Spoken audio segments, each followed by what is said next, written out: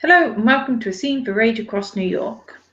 Today, Alicia is idly looking for Heinrich while trying to figure out a few things in her head.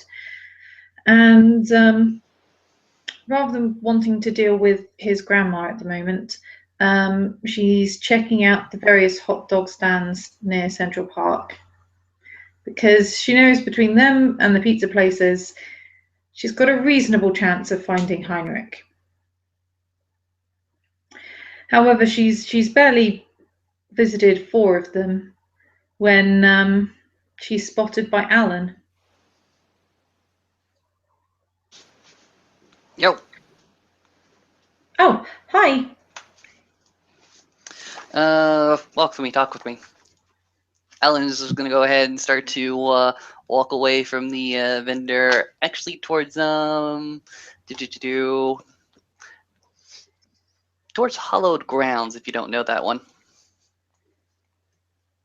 Okay. She's just going to follow. Hollowed Grounds is actually a bit of a modern coffee shop slash internet cafe. Alan goes ahead and says back to you over his shoulder, ran by Ken, don't worry. Goes ahead and walks in. Notices that it's a little bit of a different barista than last time he visited, like 12 hours ago in the middle of midnight. But he goes ahead and walks over, orders 2 drinks. Then he looks back. What do you want? Hot chocolate. Cancels 1 drink, gets another drink.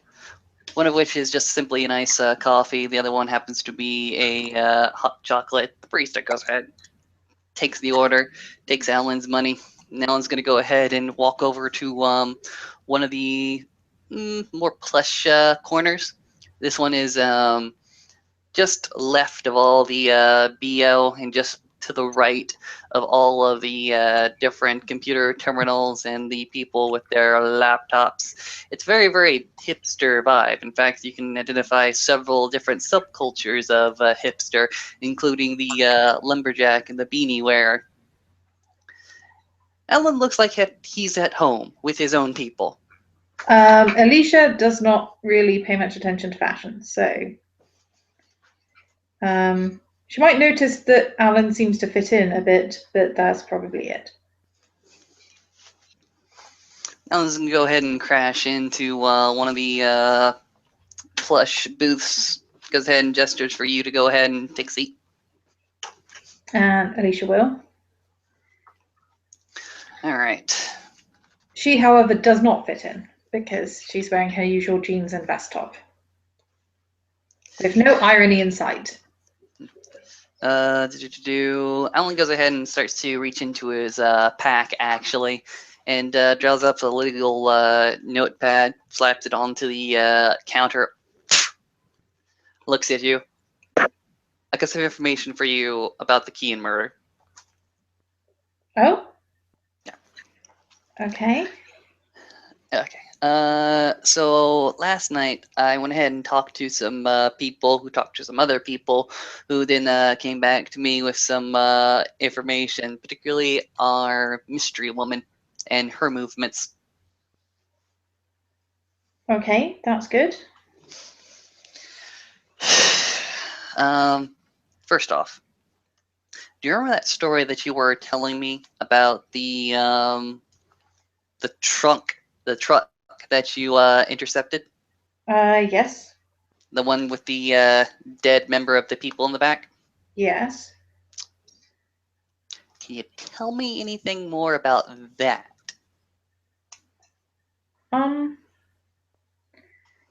Well, we were asked to go by one of the glasswalkers because it was his son's body, and we took it and returned it to him so he could,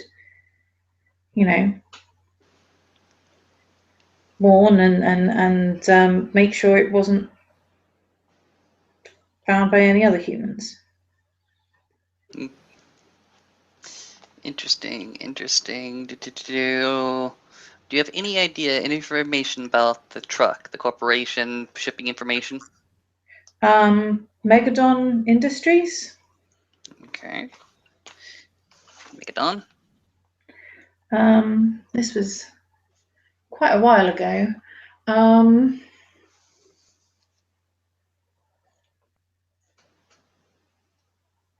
We had information on the routes, and that they're a pharmaceutical company, I think. A chemical company of some kind. This was over 6 months ago. I don't really remember most of it. All right. Do you remember the glass walker that gave you the information? Hard light. Hard light. Gotcha. Thank you.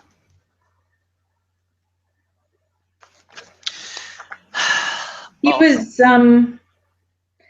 was probation, interim Sept Alpha at one point. Okay. Is he still around? I think so, somewhere. I haven't seen him in a while. Awesome, awesome. Gotta He stepped down tell. when Mother Larissa took over. Okay, fair enough. Good, good. Awesome, awesome. I'll get Hard Light to talk to Livewire, and we can get some more information about this dead body that was being shipped. Awesome. Be tactful about it. It was his son. I plan to be so, my good man. Okay. Right. Getting back to the case, as it was. Alan is going to go ahead and go back into his pack, and he produces several pieces of paper with large photographs on it. These photographs seem to be right off of a camera feed. The first one he shows you is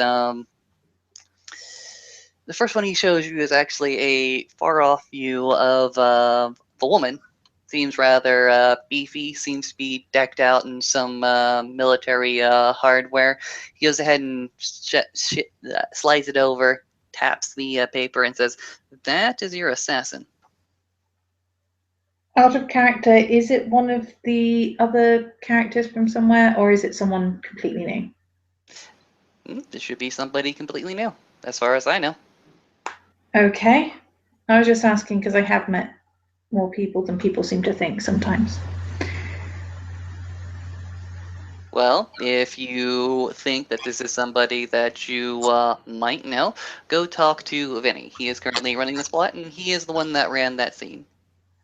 Okay, well, it's unlikely that it will be Ghost or something.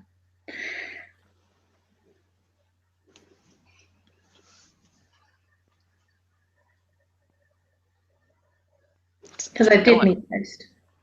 But anyway, I don't think so.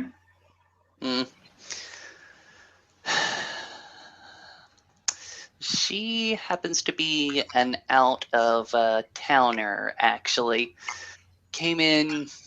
Must have come in earlier that morning, just off of one of the expressways coming up north from the Bronx. She didn't have much work or much business besides the hit. So, let me tell you a story. This assassin comes into the city, and she knows her target, or at least she assumes she knows her target, but wants to make sure that her time and effort is well paid for. She comes into the city.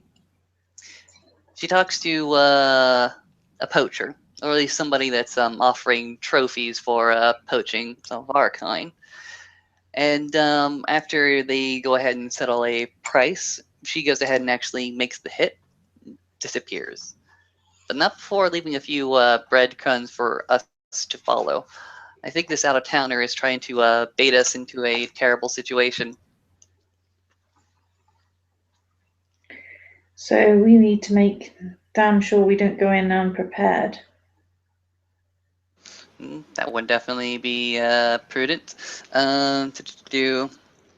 Alan's going to go ahead and take another picture, go ahead and slide it over. This one is a more of an elderly gentleman, a balding man, and he simply goes ahead and taps the paper again. Do you know this man? Again, I don't know out of character if I'm likely to know him, but I doubt it. So I will go with I don't think so again. That man is Walden Sykes. He happened to lobby up at Capitol Hill, or at least he spoke at Capitol Hill about 3 years ago about the ethics of private military corporations. This is one of the bigwigs. He happens to own his own corporation, or at least his own private military corporation. That man was seen at the same restaurant as our out-of-towner moments before or after the hit was taking place.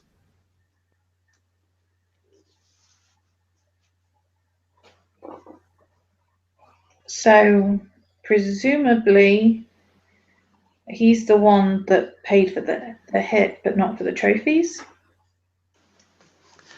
There is not enough information at our disposal quite yet to make that call, but he was definitely involved. He's a bigwig.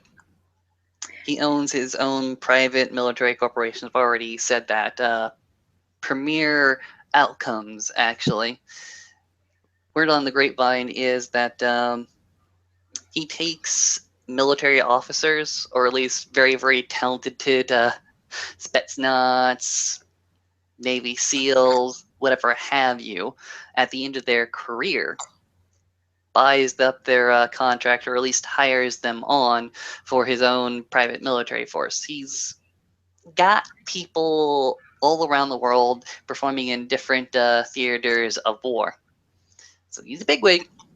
Might not be connected to one of the more wormy corporations, but he's definitely a bigwig. And that doesn't mean that he doesn't talk to or cooperate with some of the more wormy corporations.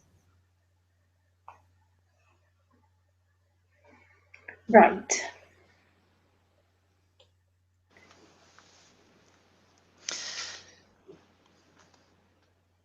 Which is why I asked you about the cadaver in the shipping trunk so many months ago. Apparently, these people are specifically tested against the delirium.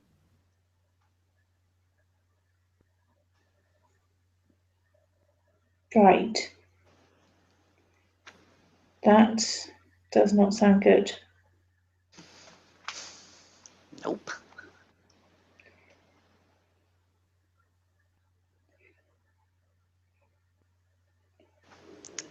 So you think Heinrich, Aaron, and I might be in trouble as well?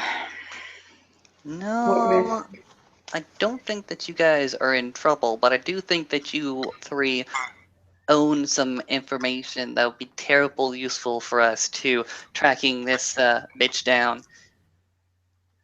It's not an accident that she showed up on camera. No, she purposely wanted us to see her. She purposely wanted us to see her, to track her down.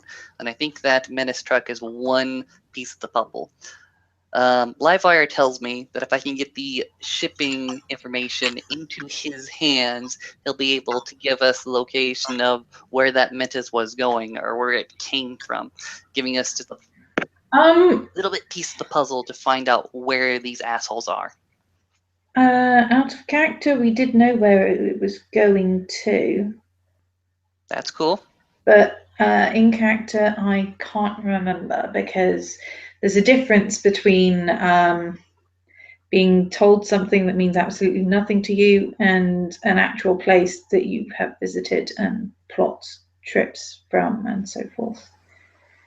So That's why we're going to go to the NPC that holds all the information and get that from them. Yeah. But yeah, so we do know where it was going, theoretically. Mm-hmm. Right. Now I say this out of towner and Walden Sykes met at a restaurant, particularly this one, and Ellen brings up MapQuest, actually, a printout of MapQuest, goes ahead and circles it. This place, the Ivy near Broadway, actually. Okay.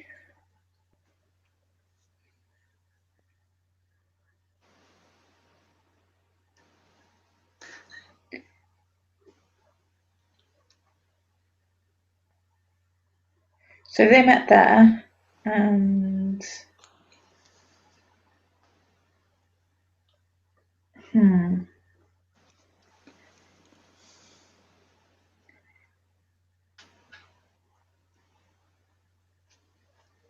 does he have some connection to this company? Who? The bigwig, does he have a connection to the company that we took the truck from? I don't know quite yet. The connection could be there, the connection could not be there. I don't know quite yet. Well, if it is connected to that, we need to warn Heinrich and Aaron. Why would we need to, okay, why is this a concern? Well, because it wasn't just me and Keegan that went to deal with this truck. You didn't tell me that Keegan dealt with the truck. Okay. He's looking at you like this is information that he kinda needed. Well, when I was telling you, I didn't know it had anything to do with this. Who was involved? Tell me the story. In the truck thing, there was me, Keegan, Heinrich, and Aaron.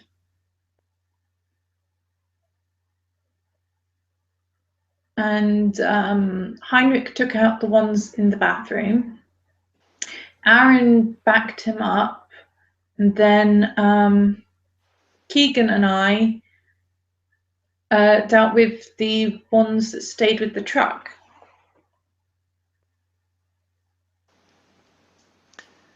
What kind of evidence did you guys leave then? Not much. We took the truck. What'd you do with the truck afterwards? We gave it to Hardlight along with its contents. Alright then. Another topic of conversation for Hardlight. Oh, wait, no. We switched to a backup truck and then took both of them. Okay. Did you do 2 trucks?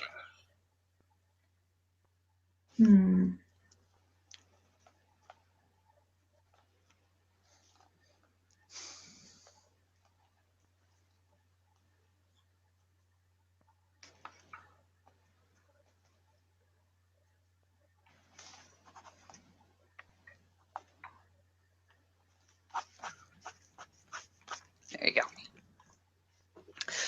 Okay.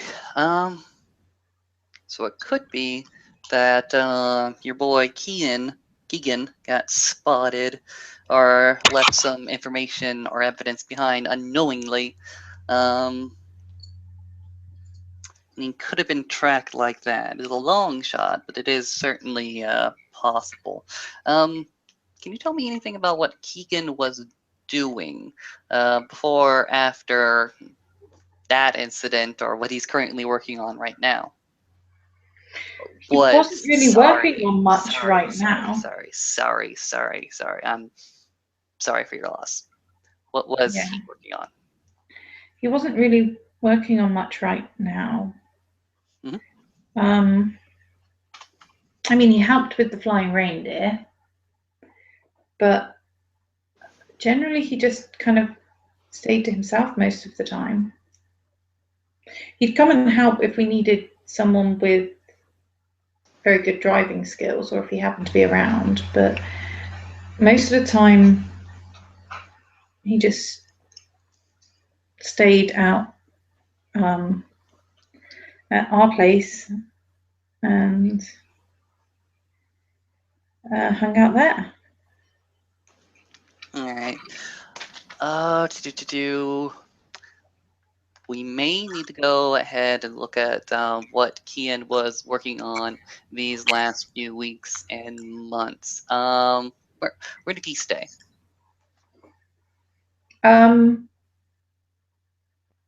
Out in Queens.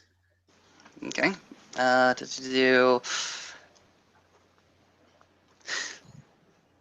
Just show me, actually, because not if you don't feel like it right now, that's okay. It's just the sooner we're able to look at what he was last working on, the sooner we might be able to tell where this leak happened and where the evidence, how he got spotted. There's some issues with that. Blink, blink.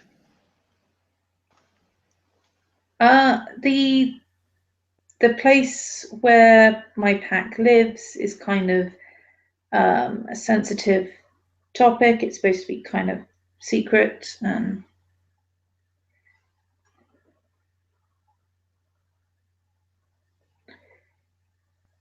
And there's other people there that aren't part of the set. So there might be some issues regarding you seeing his room.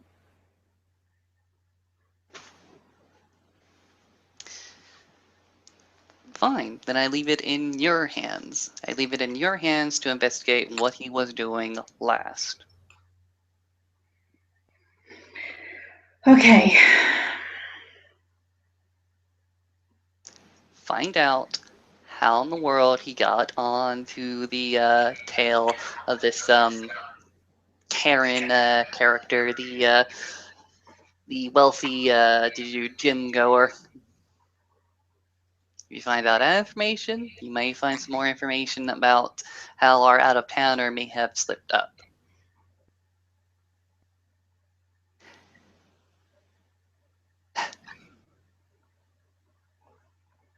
Okay, I will try.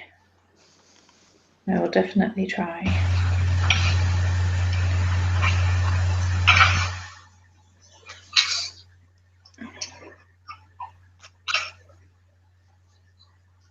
How safe is your place then? It's pretty safe. Okay. Fair enough.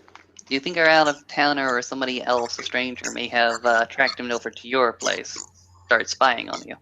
I don't think so. There it is. It would be pretty tricky for them for a couple of different reasons. All right, fair enough. Alicia, can you do this for me? Actually, do this for yourself. He goes ahead and slaps the legal notepad down on the table and the pin as well. What was keying to you? Because I feel like I'm doing a lot of work and effort for somebody that didn't really matter. Everyone matters. The reason I am doing this, the reason I am putting so much time and so much effort into this is because he was your packmate. Not because he's a Garou, and if someone's after Garou and have this kind of technique, this kind of skill, they're unlikely to stop at one. Garou die every single day. They do in battle against the kind of people that would do this to Garou. In battle, in assassination, in internal strife, they die every single day. And me getting involved in this puts myself at a lot of risk. And it's not even for one of my own tribe. It's a damn Shadow Lord that are known to do this to each other.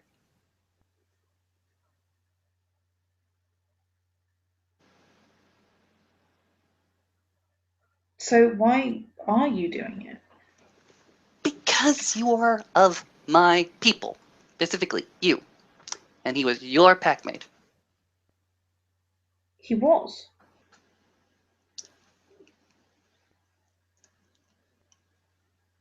Explain it to me. Tell me why. Tell me why you chose this man. Tell me why I should care.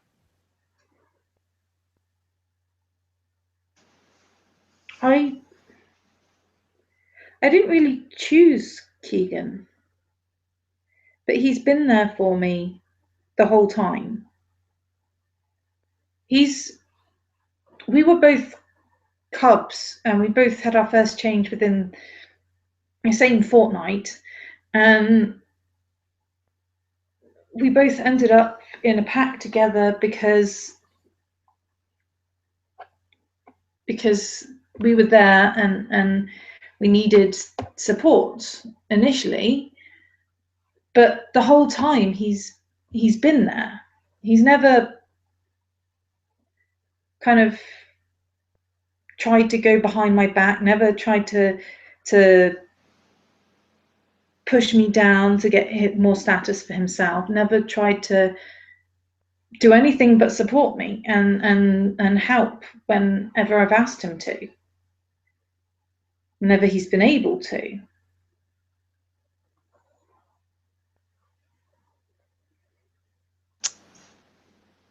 I didn't choose him to be my packmate, and he didn't choose me to be his packmate so much as we ended up packmates. But he chose me to be his alpha, and he stood by me. That's all well and good, but I know that if I fell, goddamn Snow would eat me for being so fucking stupid, and he would eat a lot of other people. He may just be a crescent moon, but when you get him going, he will run. I don't see that kind of passion.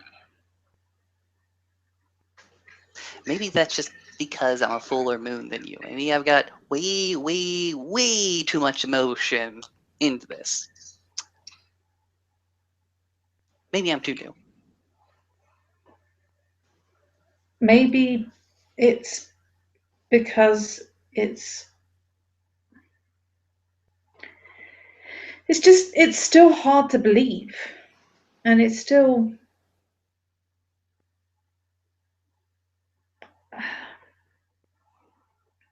I can't let myself think too much about that, because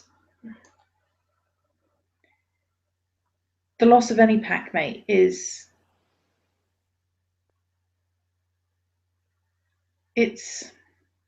I can't deal with that now. I have to focus on trying to solve it, on trying to work out what has happened, on trying to hold what little I've got together. And what do you have? What are you fighting for? They say the children don't fight. I call that bullshit. I have seen children fight.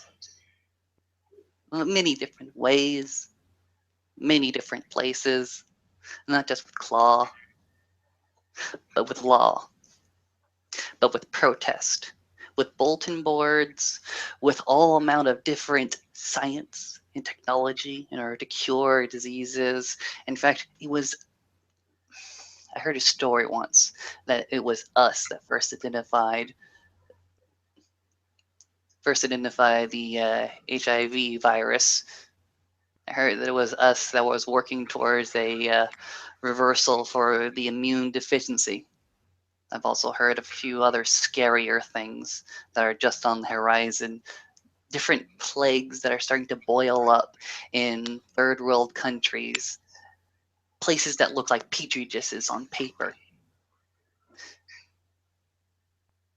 What do you fight for? How do you fight for it?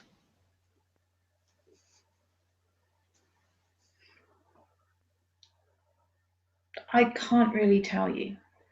And it's not that I can't put it into words, it's that I can't tell you. For the same reason I can't take you to go and see Keegan's room. I can't show you the place that I'm trying to build and the people that are a part of that place. You're an isolationist. Great. I'm not. It's just, you've seen what this sept is like. You've seen how quick they are to turn to violence, how quick they are to decide on absolutes and judgments. And I can't risk them tearing it down just because it's not the way they would build it.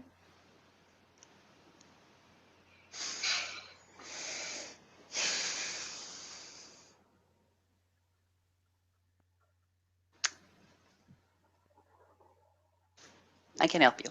I can't help you. I can't.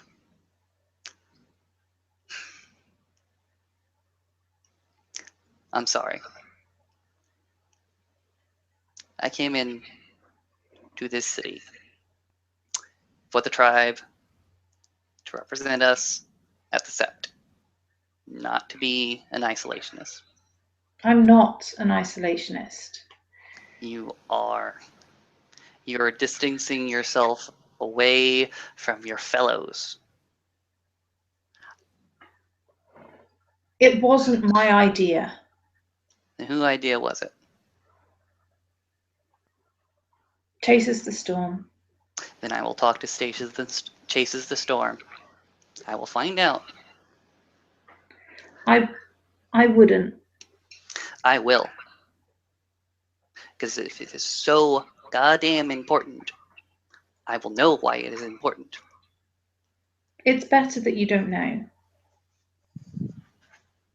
What do you think I would do with that kind of information? Do you think I would just sell you out? I'm your tribe.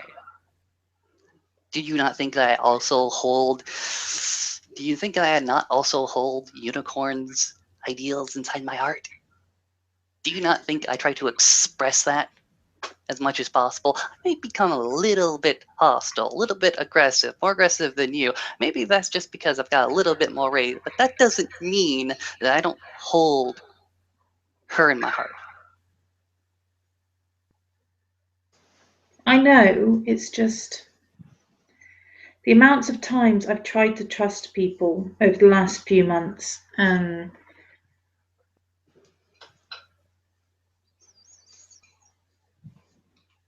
I can't afford to with this.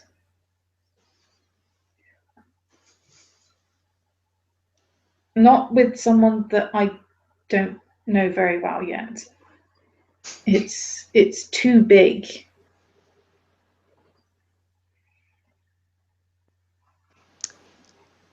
I certainly hope so.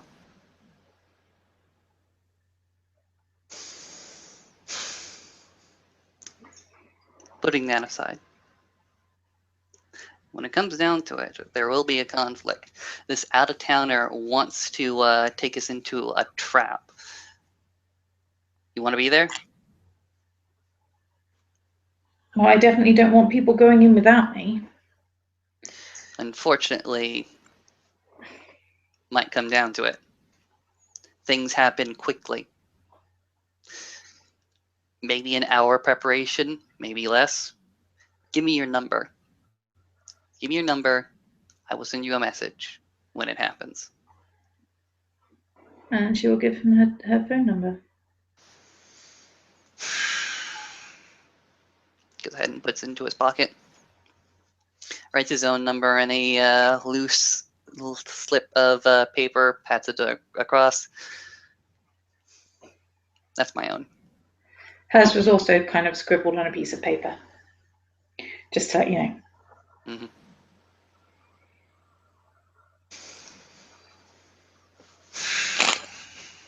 And we might not. I'm just try and make sure that we can be there.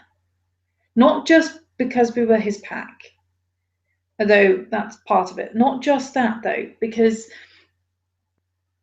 I'm a better fighter than I seem sometimes, and Donald and I both know how to heal, so it's useful. It will help with trying to get us back out of there. Onward, Gaian soldiers, marching off to war.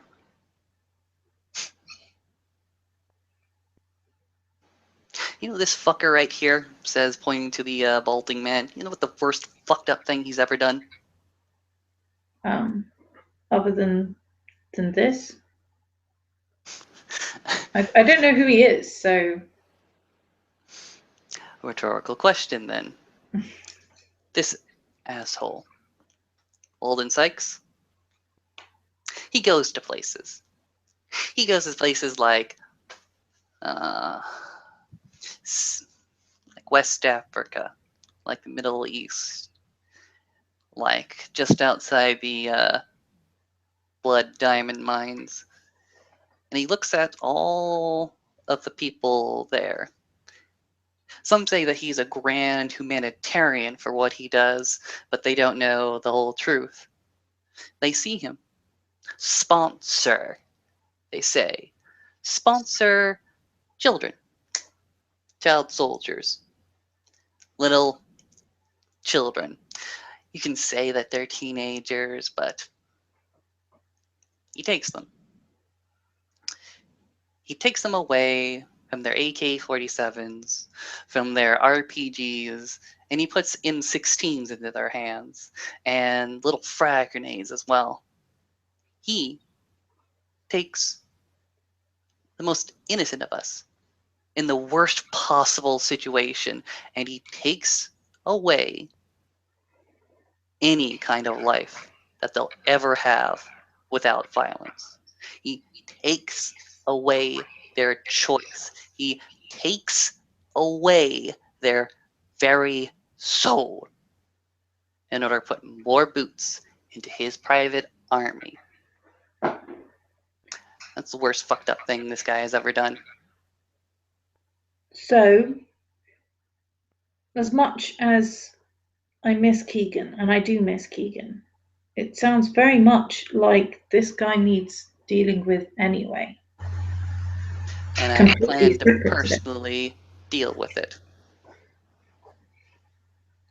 As long as by personally you mean you want to be involved yourself rather than by yourself. Personally. Rather than by yourself.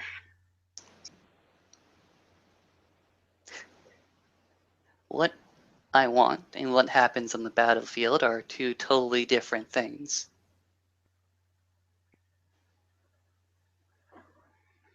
All I'm saying is saying that you want to be involved is different to saying that you want to do it all by yourself.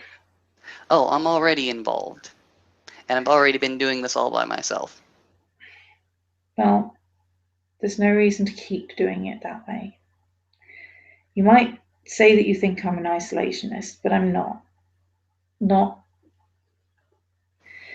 by choice. And I definitely want to work with people and I want to be able to trust them. It's just, I've learned that sometimes you can't.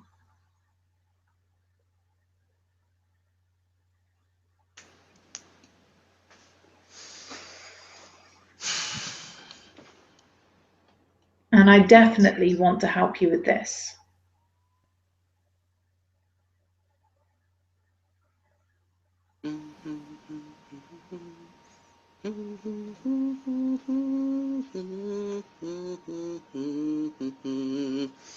You need a Galliard in your life.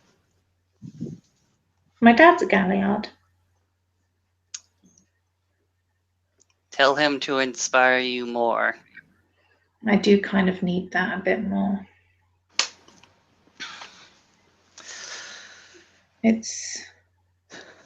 And Keegan was a galliard.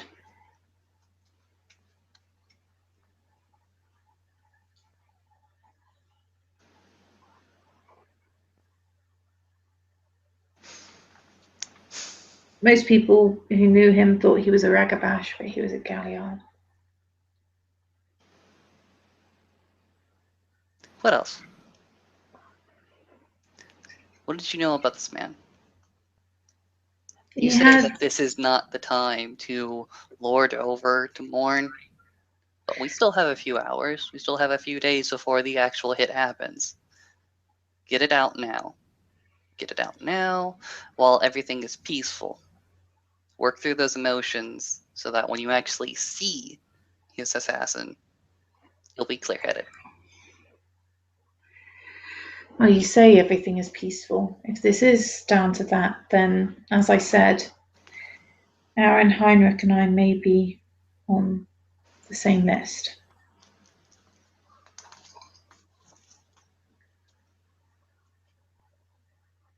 But I see what you mean.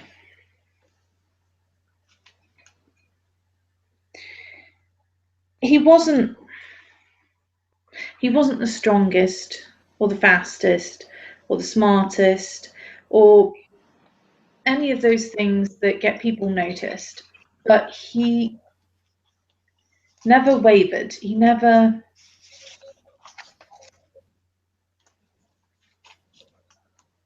strayed. He stayed who he was, and he stayed kind of loyal in his own weird way. And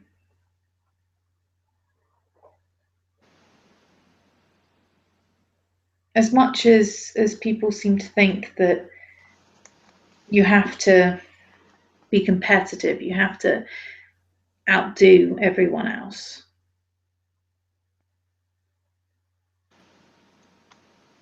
sometimes you need someone that is good at following.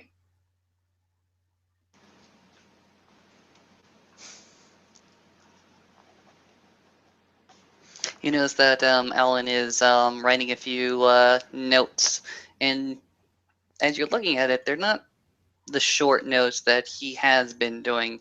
It's not the encrypted notes. It's a little bit of a lyric, actually. Nobody deserves to be forgotten. Nobody will be forgotten so long as I'm around. They always told me I had a little bit of a silent strider in me. And he would drop everything if he knew that you needed his help for something. He would bend over backwards to show up just when you needed him. Go on. The more material you give me, the better that he'll be remembered. He helped us to rescue the flying reindeer. And no, that's not metaphorical. They did actually fly away. I don't know whether they come from the spirit realm or something else, but it involved the mages and Christmas, and like I said, flying reindeer and some rather nasty people that were trying to take them for themselves. This city is weird. It really is.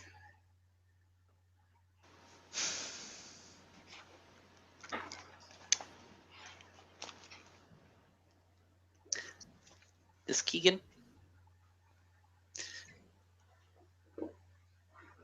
A loyal Garu to the end. Willing to drop whatever his own personal agenda was in order to help his pack, and by extension, the Sept. Never once did he backtalk. Never once did he whisper behind his alpha's back. Loyal, true to the end.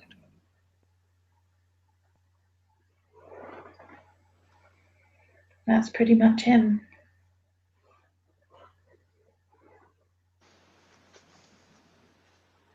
I should really pass this on to one of the silent striders, but this one I'm going to take personally.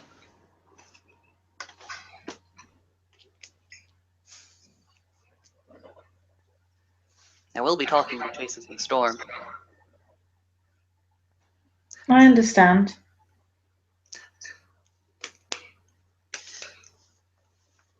But I don't have to talk to him tonight, and I don't have to talk to him tomorrow morning. If you wait until we've solved this, until we've settled this, I might be able to tell you more. I cannot promise that I can wait that long. I can give you a day.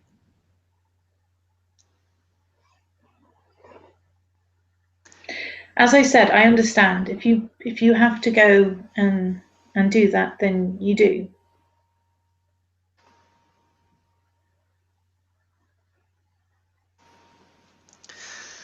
You've barely touched your hot coffee.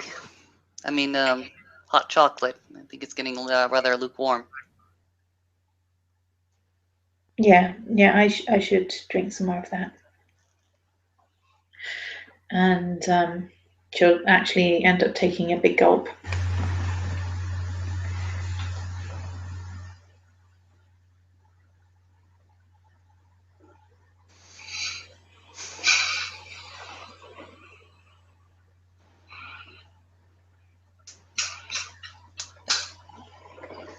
Deal with Gaia's blessings. It's a boon and it's a curse. That seems to be something of a pattern with most things. I certainly know I've had quite a few things that have had strings attached, or sacrifices that have to be made to keep them safe and so forth.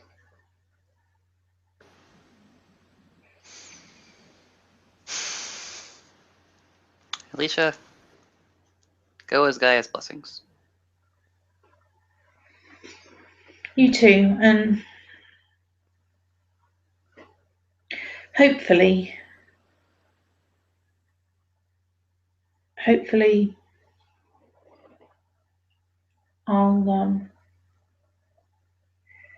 I'll feel more capable of sharing this with you. I mean, like you said, you are my tribe mate. It's just haven't really had much in the way of tribe mates, and set mates haven't always been the most supportive. So you have not had another child of Gaia to back you. You have not had another child of Gaia that was active and with Unicorn's blessings. not until very recently, and I'm still trying to work out what a lot of that means. Not, theoretically, but a lot of the time the theory and the practical doesn't always match. Search me out. Come find me. I've lived in a child of Gaia set since my first change. I can tell you more about the people. What the tribe is. I've been learning from my dad. I mean, he grew up in a child of Gaia sept as well. But me, I grew up with humans, so it's all a bit of a learning curve for everything, and has been for months. And this is just another part of that.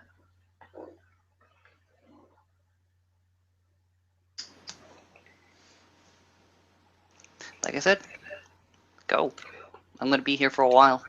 You've given me some material. I have to work with it. Tell a story.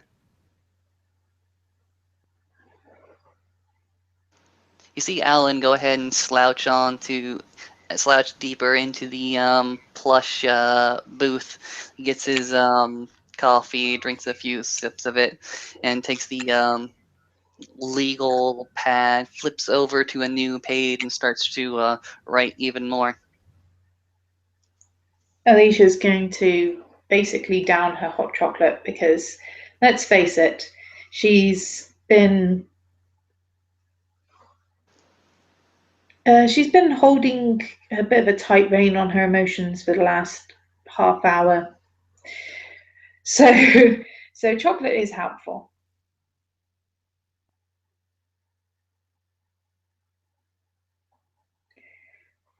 And then she's going to leave to go and search Keegan's room in case there's anything there that might tell them something more. All right. And she's also going to phone Aaron. We end the scene with Alicia Hayward scurrying off, holding herself as tightly as she herself thinks so. She is burdened with quite a number of different emotions right now. Some that she keeps nearer to the surface, and some she keeps locked and buried away due to her own sense of duty to her packmate, to her pack. And some she keeps closer to the surface simply because, well, one of Unicorn's broods just showed up. Very angry, very hostile, full of Gaia's rage. Maybe misdirected. The Gairu are arrogant motherfuckers, and often are angry at everything. We leave Alan to his own devices, looking at the notes that he made, trying to come up with some sort of greeting, a greeting of Kian's ancestor spirit. Something of a bit of a mourning, something to memorialize him as he goes ahead and remembers his pack's identity. Memento mori. Remember that you will die.